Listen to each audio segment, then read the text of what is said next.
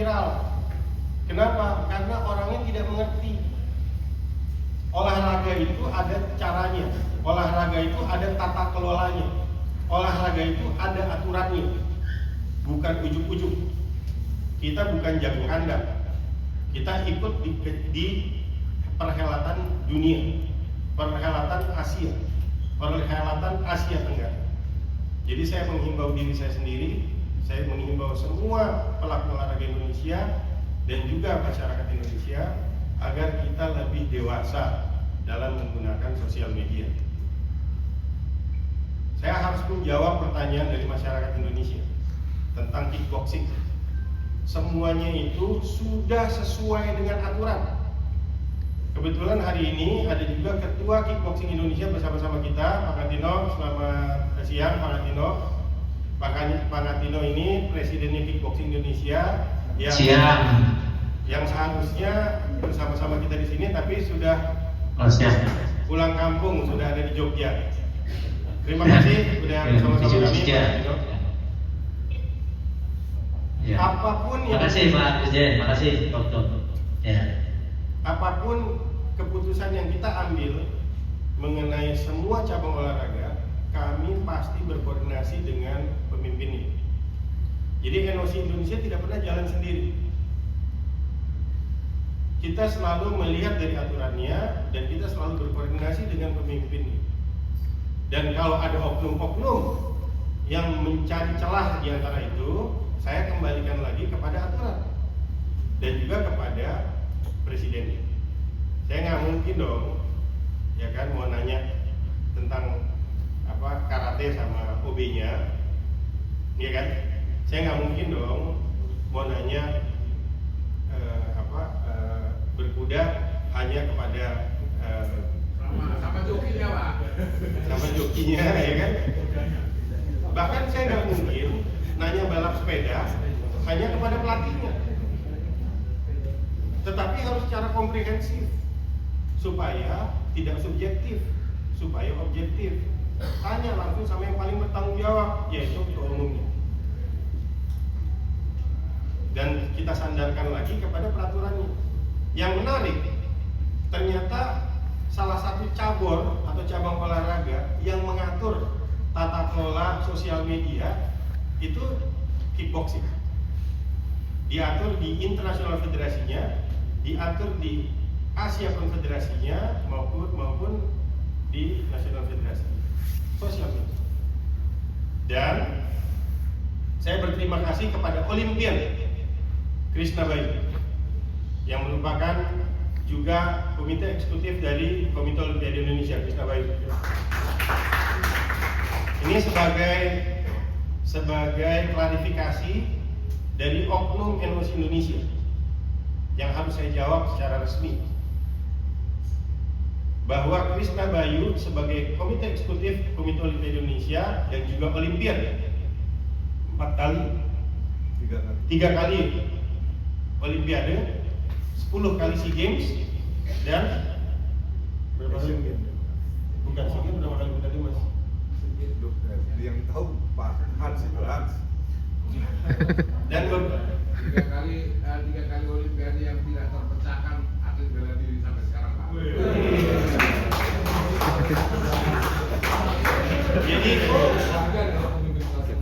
Jadi Bapak Ibu sekalian, saya juga di sini ada Tabita Sedap yang merupakan safeguarding.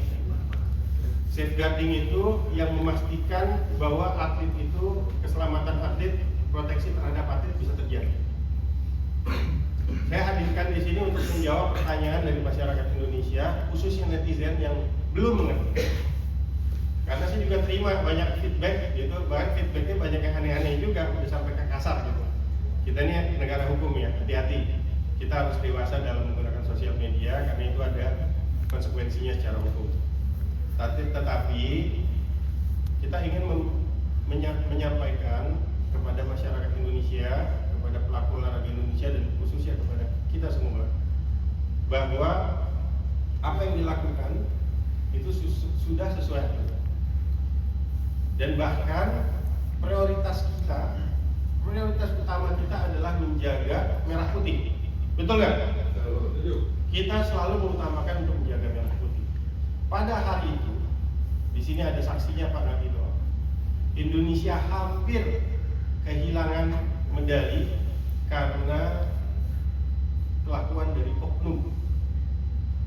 Tetapi saya berterima kasih kepada Saudara Krisna Bayu yang waktu itu hadir dan mau menjembatani sehingga akhirnya medali itu bisa kembali kita dapatkan, dan seharusnya medali itu tidak diberikan kepada atlet. Tetapi karena Krisna Bayu ini seorang olimpian, karena dia juga sudah mengikuti berapa kali SEA Games, berapa kali Asian Games dan Olimpiade, sehingga tahu persis bagaimana perasaan atlet kalau menang tidak dapat medali.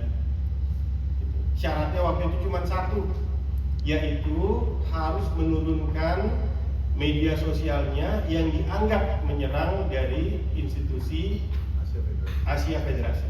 Dan itu ternyata diatur oleh aturan mereka. Bukannya karena perorangannya, bukan masalah di like or dislike, tapi ada aturan. Nanti dibacakan sama saja aturannya. Dan ini dilakukan sama Krisna Bayu.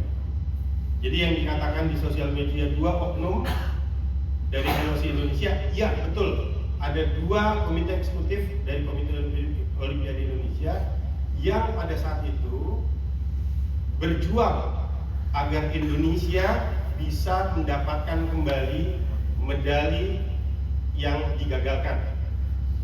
Karena itu merupakan hak Indonesia. Akhirnya diplomasi yang dilakukan oleh Saudara Krisna Bayu dan Saudara Adi Wirjawan itu berhasil, dan Indonesia akhirnya bisa mendapatkan kembali medali-medali itu. Bahkan karena Saudara Bayu berhasil meyakinkan atletnya untuk segera dewasa waktu itu, menurunkan sosial medianya yang dianggap menyerang dari Asia Konfederasi. Akhirnya Saudara Krisna Bayu berhasil juga meyakinkan panitianya dan atletnya boleh menerima medalinya secara langsung. Tepuk tangan buat Saudara Krisna Bayu. Saya rasa klarifikasi ini juga sekaligus sebagai hadiah ulang tahun dari Krisna Bayu yang hari ini sedang berulang tahun.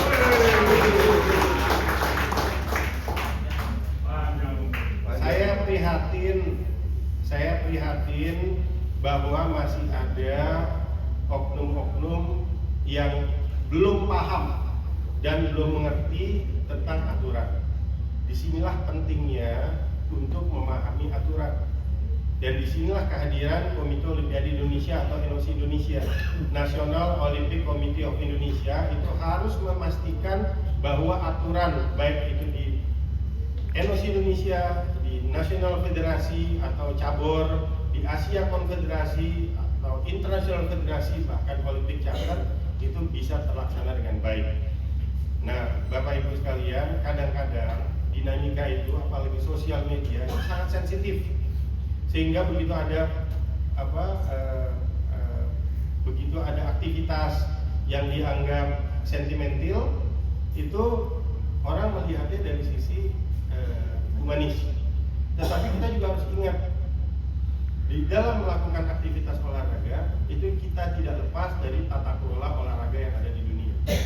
Nah, yang lebih menarik lagi, semua ini diatur di dalam aturan-aturannya. Lebih spesifik lagi, ternyata mengenai sosial media itu diatur secara terperinci di dalam aturannya Federasi Kickboxing. Silakan.